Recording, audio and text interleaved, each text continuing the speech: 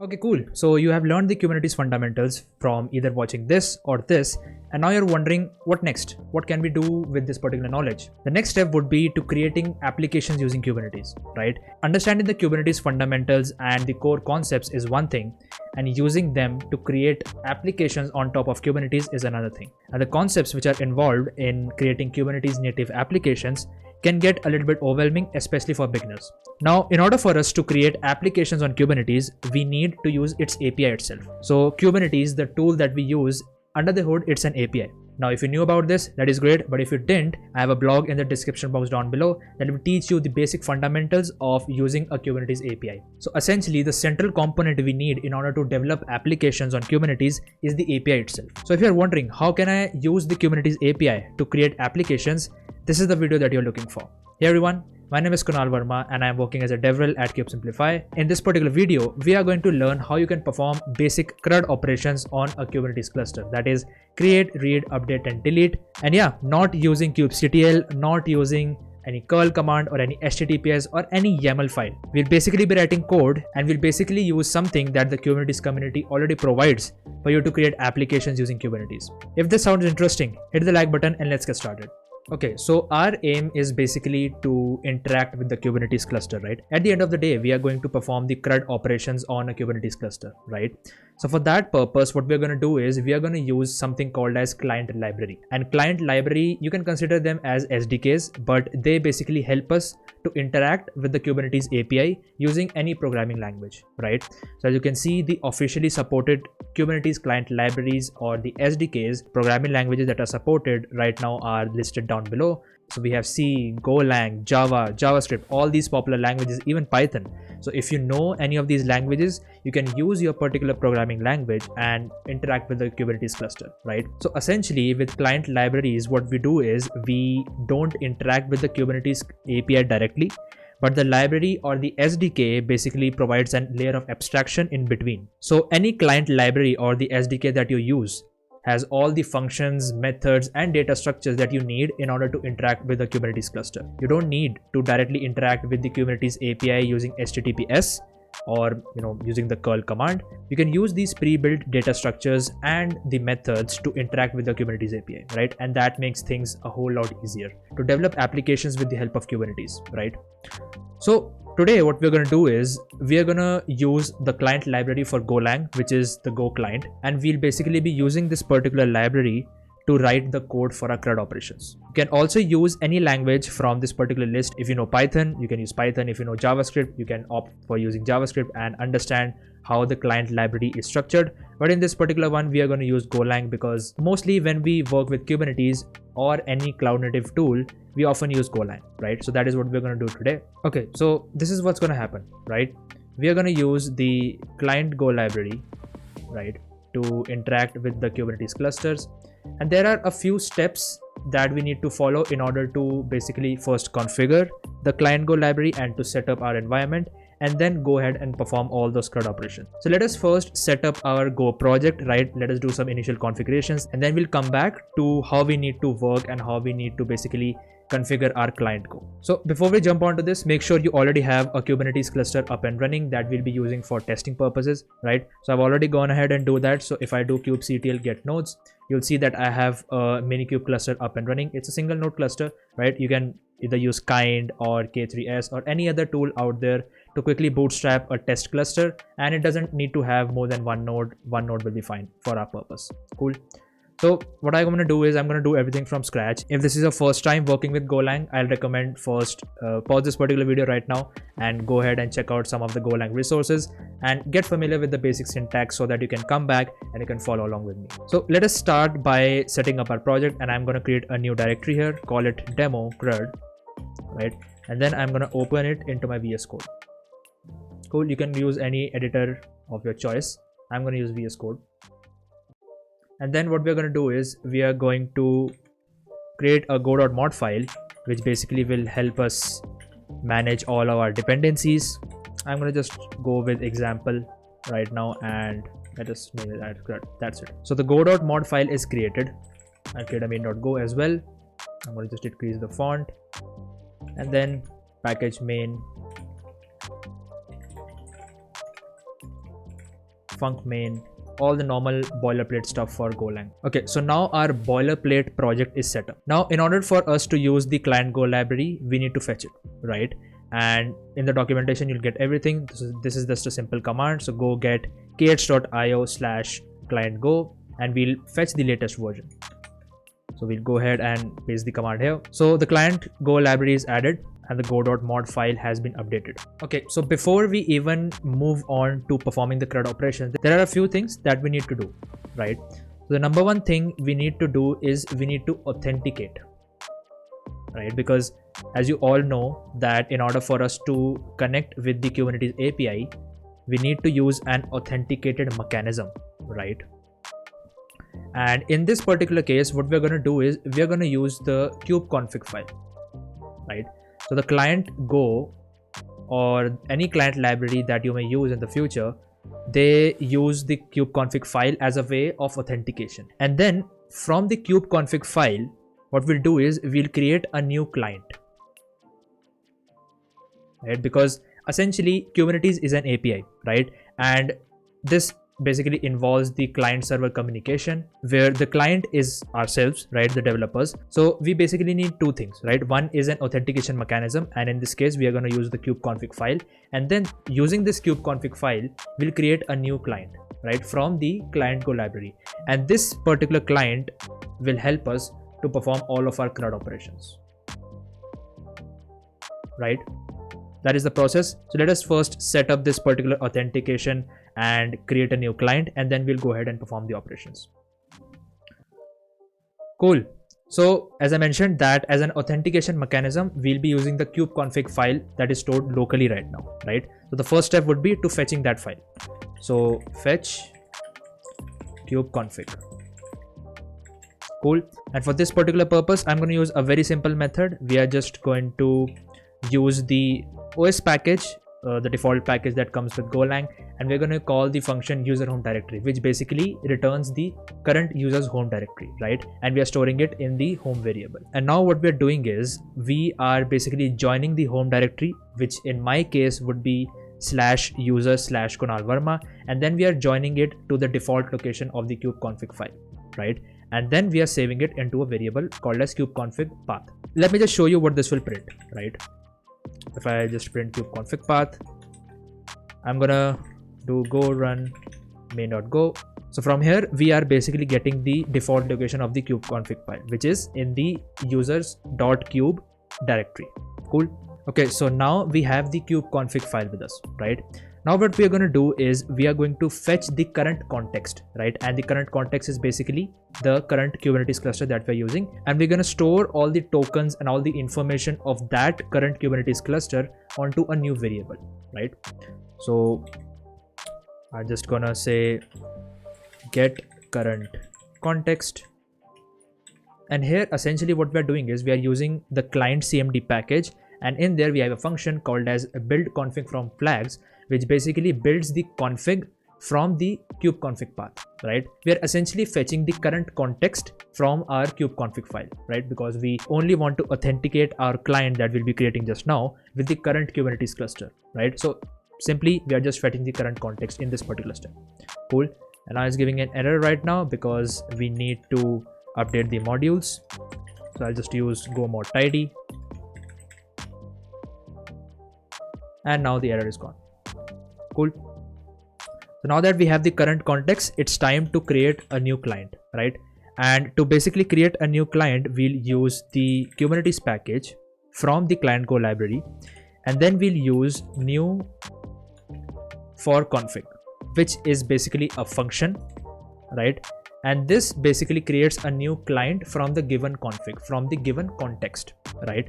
And this basically gives us the client and it returns an error. We'll basically feed in our config that we created above, and then basically it returns two things. One is the client, so we'll create a new variable called as client, and then we'll also return an error because we need that as well. It returns two things, and we'll also deal with the error right now, nil, and then I don't know, panic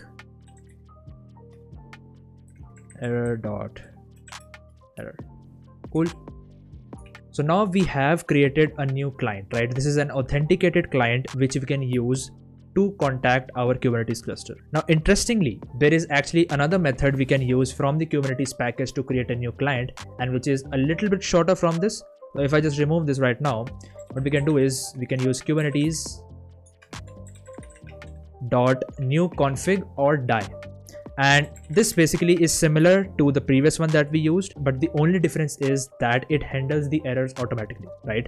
So we feed in the config that we created in the above step, and we don't need to return any error here, right? It only returns one thing, that is the client. Let us use this one just for a little bit of simplicity. You can use any of them and both of them works just fine. Okay, so what we have till now, we have an authenticated client with us. Authenticated client, which we can use to talk to our Kubernetes cluster, right? So the initial configuration is done.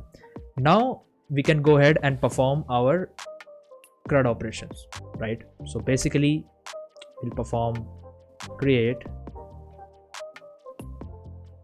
read, update, and delete. Sorry for the spelling. And on what we are going to perform this, so we'll perform these operations on a pod, right? As simple as that. So this means that we'll create a pod, we'll read all the pods that are currently running in our cluster, we'll update a specific pod that we need to do, and then we'll delete a specific pod, right? These are the most basic operations, and through these you'll basically understand how a client library is used to perform operations, right? Okay, cool. So let us start with the most basic operations from this, is reading all the existing pods in the cluster. Now for this purpose, you definitely need some of the pods already running, right? So that your program basically gives you an output. So if I do kubectl get pods, kubectl get pods, I already have a few pods up and running, and when we'll execute our program, it should return all of these particular pods, right? If we build it correctly. Okay, so for our first task, we are going to do is read existing pods. Cool. Okay, so before I move on, I just wanted to know, if you're a beginner in Golang, right? If you just have the knowledge of the basic syntax, I would highly recommend to focus on two topics. One is structs to create your own types, and other is pointers, right? Because these are the two things that we are going to extensively use when we are dealing with a library such as Client Go, or if you see any other open source projects out there, you'll definitely find that these two particular concepts are heavily used there, right? So having a knowledge of pointers and structs and types would definitely come in handy. I'm going to try my best to explain everything in detail. We are going to call the client package, and now we have a bunch of structs here, right? So these are specific types. So what we're basically doing is, as a first step, we want the Kubernetes cluster, because client is now directly contacting with the Kubernetes cluster, right? So as a first step, we want is to indicate the Kubernetes cluster of the particular resource that we are concerned with, right? And in this case, we are concerned with the pods. Now, if you are familiar with the Kubernetes API basics, if you're not, I have a blog on that already written, so you can check out the description box down below to basically know about the common terminologies of the Kubernetes API and how it is structured. But the pod resource is basically found under the core v1 API group, right? So if I just type core v1, so we have a function core v1, which is basically returning an interface. So if you want to check out the interface, you can just click on command and click, and this interface is essentially returning other interfaces. But the bottom line is, under this particular interface, you'll find all the Kubernetes resources that are found under the core v1 API group, right? So we have nodes, we have persistent volumes, we have replication controllers, right? We have services, secrets. So these are, and config maps. So these are all the Kubernetes resources or Kubernetes objects that are found under the core v1 API group. And now what we are concerned with is pods, right? So here you'll see a pods getter interface, right? So pods getter is an interface which basically is returning a pod function, which is essentially returning all the pods, right? So what we're going to do is, we're going to go here and we're going to just say pods, right? And this particular function takes in input the namespace that we are concerned with. So I'll just go ahead and type in default right now, because we are concerned with the pods that are in the default namespace. That is what we are going to perform all the operations on, right? And then if you see, there are a bunch of functions that we can use with this particular interface, right? We have create, delete, we have get function, we have list function, patch, and all that, everything that we can use with kubectl, right? So for example, kubectl get, kubectl update, kubectl patch, kubectl delete, right? Kubectl apply. All these functions you can find in this particular list. Cool. Now the function that we're concerned with right now is the list function, right? So we're going to use the list function, and if we just see, so list function will basically list all the pods, right? It will basically give the list of all the pods. So the very first thing the list function is taking as input is context. Now if you're familiar with Golang development, you would know what exactly this context means. I'm not going to go into the depth of this because this is not a Golang tutorial, but essentially we use the context package to send some essential information with the API call. And another thing it takes as input is the list options of the meta v1 package. You don't need to be concerned about this right now because we are going to use this one in the next operation. So just bear with me for a second here, right? The important thing is that this particular function returns two things. One is the list of pods and the other thing is an error. Cool. So I'm just going to go into my file and I'm going to just write context.background.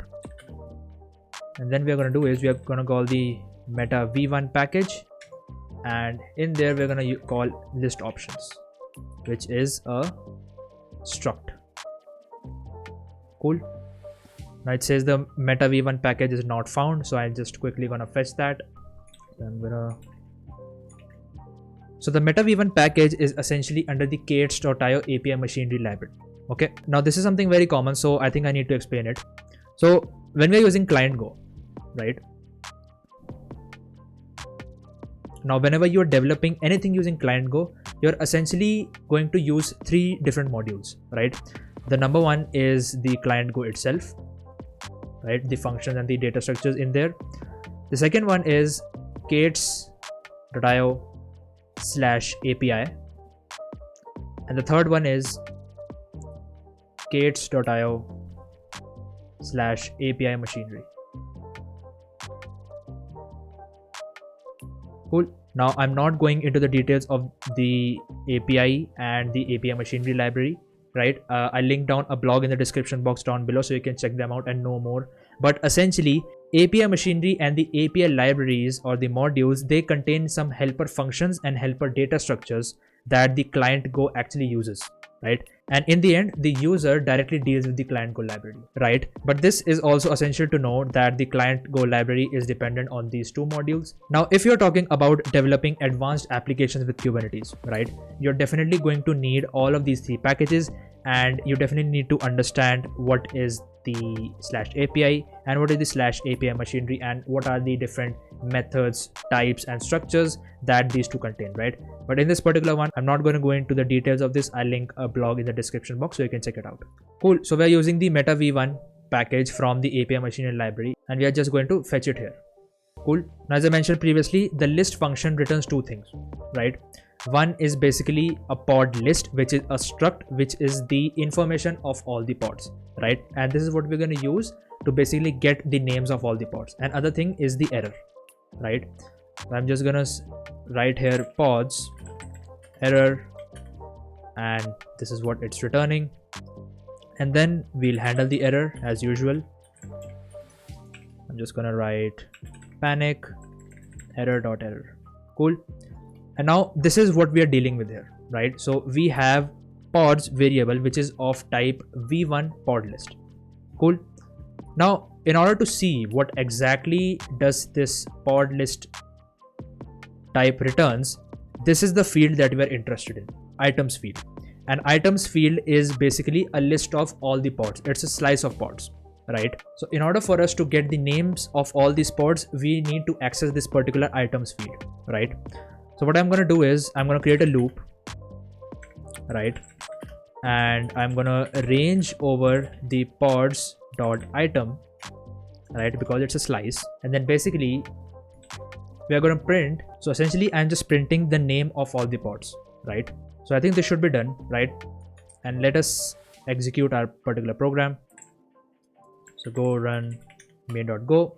And if everything works, it will print the names of all the pods. And we have the names of all the pods. If I just zoom in a bit, so you see these are all the pods that are currently running in my Kubernetes cluster. We can also, double check. I'm not telling lies. So You can compare, these are all the pods that are running and the program has successfully worked. Cool. So now we have listed down all the pods. Okay, cool. Let us move on to the create operation now, right? And see how the create operation would work. So the read operation is pretty simple. And now we understand a little bit about what are the things that we need and what are the things that we need to configure. Now all the other operations are done in a very similar fashion. There are a few things that we need to configure here, right? So if we talk about the create operation, there are two things that we need to configure. Number one is the pod definition. And please pardon my handwriting, but I hope you get the point. And in the pod definition, what essentially we need is the pod name, right? We need the container name, and we need the very, very important one, the container image that we're going to use in that particular pod, right? And after that, we'll use this particular pod definition file to create our pod. Cool. So these are the two steps. Let us do them one by one. So what I'm going to do is I'm just going to comment these lines because we don't need them right now. And we are going to create a new section here, which is create a new pod. Cool. And as a first step, we are going to create a new pod definition. And how do we do it? This is basically the way that we define a pod definition when we are using the client Go library. Don't get overwhelmed. I'm just going to explain the most important parts. But if you're familiar with the Golang basics, you would get an idea of what I'm doing here, right? But just to explain, and before I explain this, I'm going to just go ahead and do go more tidy so that all of our modules gets rendered and we don't have any red marks here. Cool. So essentially what we're doing here is we are accessing the pod struct directly from the v1 package, right? As I mentioned that the pod resource is found under the core v1 API group, right? So we have the v1 package under the kx.io/API module, and we are directly using the pod struct from there, right? And in the pod structs, we have the following fields, right? So we have type meta, we have object meta. If you have worked with Kubernetes, right? If you have created a Kubernetes YAML file, you would know what this field means. So if you want to understand this more clearly, right? Compare these particular fields to what we use with the Kubernetes YAML files, right? So under objects meta, we define the name, right? Then we have, what do we have here? We have the resource version. We have, the create timestamp, delete timestamp, we have the annotations, everything that you'll find in a typical Kubernetes YAML file, you'll find it in this particular struct. So that's how under the hood the API is working. Cool. So what we're doing is basically we are calling the object meta struct, right, from the meta v1 package again, right? And then we are accessing two fields. The number one is generate name. So the generate name field is basically giving a custom name to our pod. And in this case, I'm going to change the name of the pod to, let us say, Kunal CRUD. Cool. And then the namespace we are giving it as default, right? So it will create a pod with the name Kunal CRUD, and then in what namespace? The default namespace. The next thing we are defining is the spec itself, right? So if you are familiar with Kubernetes YAML file, this is the spec field in which we are defining the containers that we are going to use, right? The name of the container is the Nginx container, and the image we are using is Nginx latest image. Cool. Just to show you what exactly does the pod spec struct contains, it basically contains a slice of volume. So you can define the volumes, you can define init containers, you can define containers, and that is what we are using right now. So the containers field is basically a slice, right? And in which you can basically add multiple containers. But right now we are just adding one single container, Nginx container, and which is using the Nginx latest image. So this is how we define a pod definition, right? Now the next step would be, the second step is to use the pod definition, right? And we are gonna create a new pod.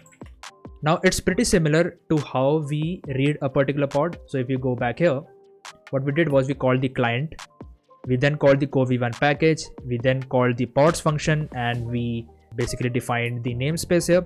And then from the pod interface, we called the list function, right? Now in this particular case, what we're going to do is we are going to call the create function. Cool. So if I do client dot core v1 dot pods and then we'll basically fetch it with the namespace, which is default in this case. Cool. And then we are gonna use the create function in this case, right?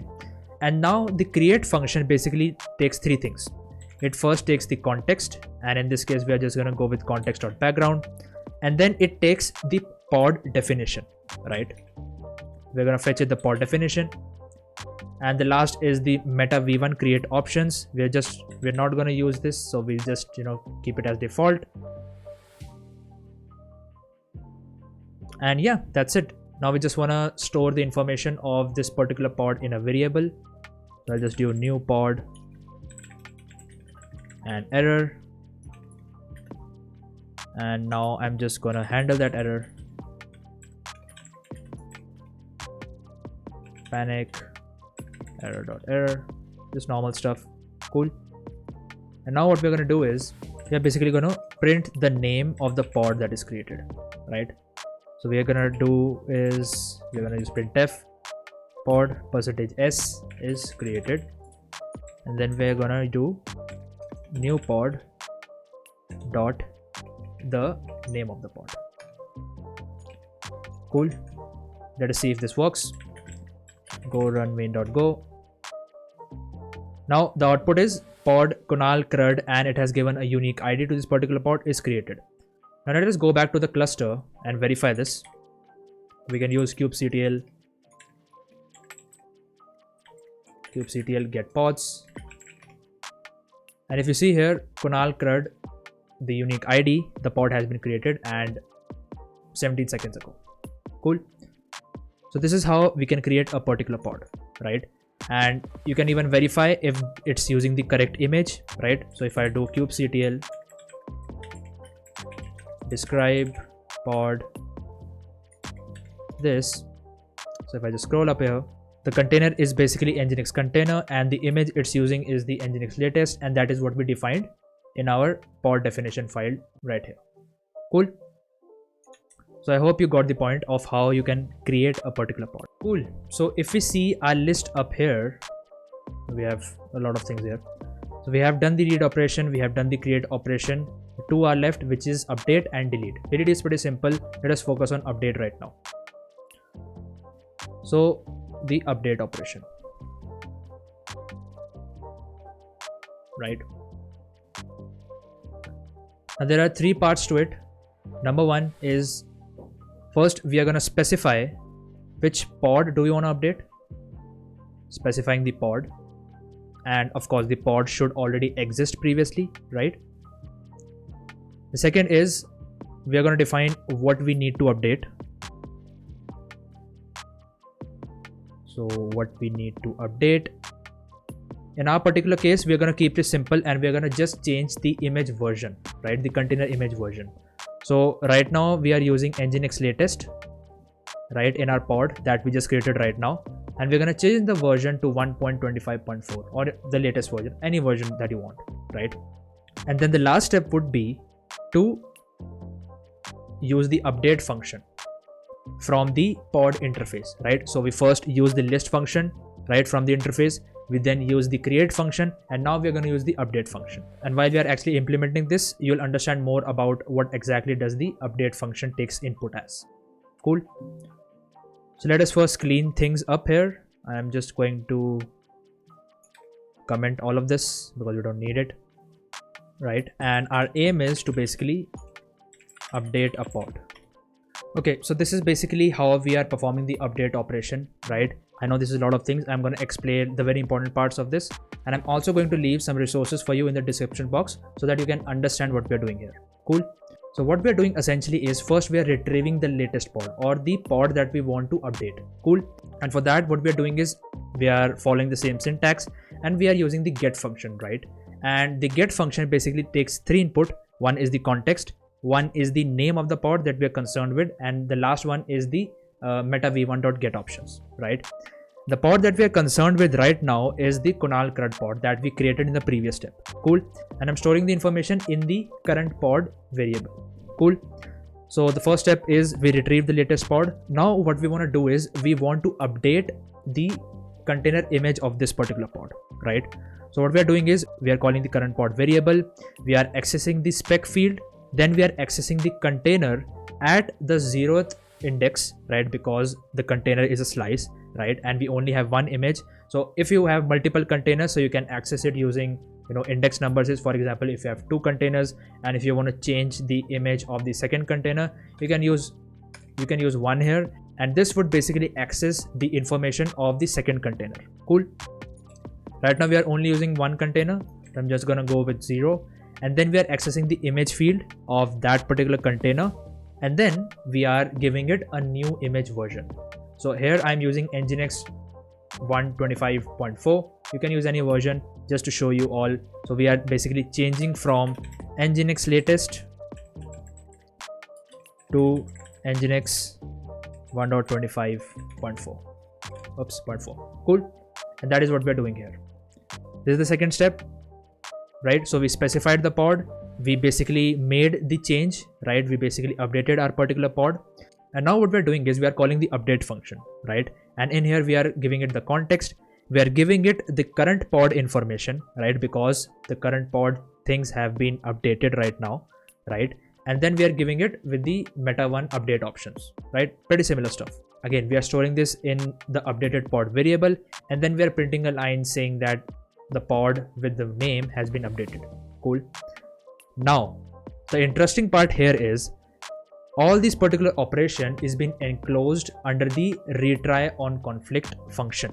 Now, what is a retry on conflict function, or what is the retry package, right?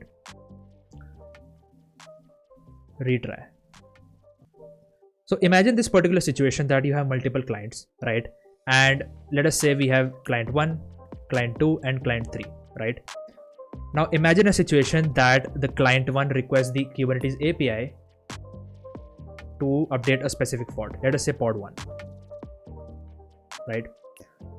Now at the same time, client 2 also requests the Kubernetes API to update pod 1, and client 3 also requests the Kubernetes API to update pod 1. Now you can imagine the situation that there would be a conflict, right? And essentially we need to handle this particular conflict, right? We need to tell the Kubernetes API how to handle when multiple clients are requesting or are updating the same resource, right? And that is where we use the retry package, and specifically the retry on conflict function. Now what this particular function would do is, let us say we are using the retry function, and entire update operation is under this retry function. Now let us say at time t1, client 1 and client 2 tries to update the same resource, pod 1. Cool. So what this particular function will do is it will perform a retry mechanism. That is, it will first fail and then retry the operation again. Cool. So imagine the situation that client 1 requests a pod and client 2 requests a pod again. This particular operation would fail because both the clients are requesting simultaneously. Once the particular operations fail, right, the retry mechanism will retry the operation again. It will first randomly give the priority to a certain client, let us say client 1. So the client 1 can perform its operation, right? And then it will give priority to client 2. So then client 2 will perform the operations. So essentially we are handling a situation where conflicts between multiple clients can happen, right? Now I basically gave you a very bird's eye overview of how this retry mechanism works. But if you want to know a little bit more in detail, I'm going to link a resource in the description box down below so you can check it out and you can understand how this particular retry mechanism is working in detail, right? But just for now, understand that we are in a way handling error that could occur while updating our pod resource. Cool. So let us execute this particular program. We'll go run main.go, and it said the pod has been updated. Let us verify this. So if we go kubectl, we'll go describe, right? And the image version is changed to Nginx 1.25.4. Cool. So the Nginx image version first was latest and now we changed it to 1.25.4. Cool. So that is how we update a particular pod.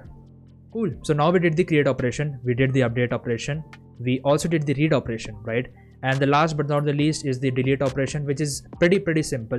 it is very similar to the read operation, because in the read operation we were using the list function, right?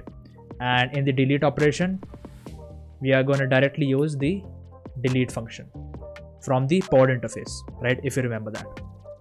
So essentially what we are doing is we are calling the client again, and then we are calling core v1, the pods function. From there we are fetching the pods variable. One thing you will definitely notice is that I have been calling this particular chain again and again. To simplify this particular process, you can save it in a variable. For example, I save it in, let us say, pod client,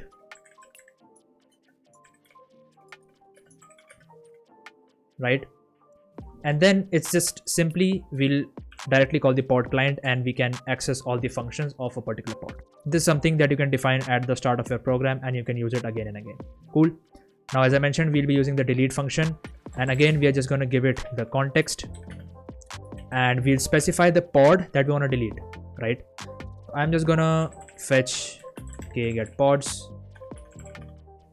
I'm just gonna, you can select any pod from here. Let us, delete this particular pod, right? I'm just gonna delete this one, and then we are fetching the meta v1 delete options from here.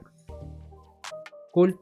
Now the delete function only returns the error, right? So I'm just gonna write delete error,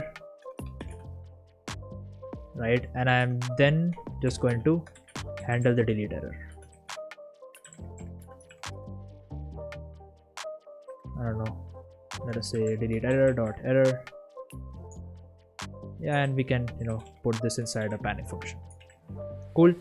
So yeah, this is how we can basically perform the delete operation. Let us just execute the program.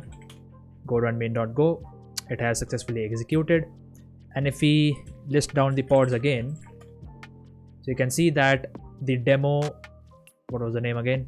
Yeah, the demo CRUD 55 pod has been deleted successfully. Cool.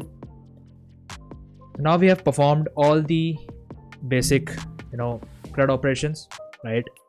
We performed the create operation, read operation, update operation, and the delete operation.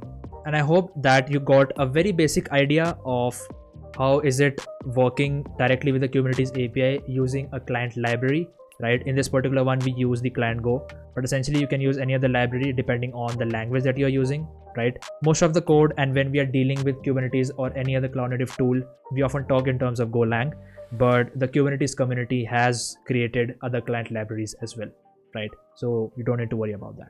Yeah, I think that is it from this particular video. I hope you at least learned one thing new, right? That is all my aim with every video that I create. And I'll also leave a few links in the description box down below, so make sure to check them out. Yeah, and if you want more videos like this, more hands-on stuff, and you want me to create a full-fledged application using Golang with Kubernetes, you can definitely leave a comment down below and I'll try my best to make a video on that particular topic. But yeah, that's it for today, and see you in the next one.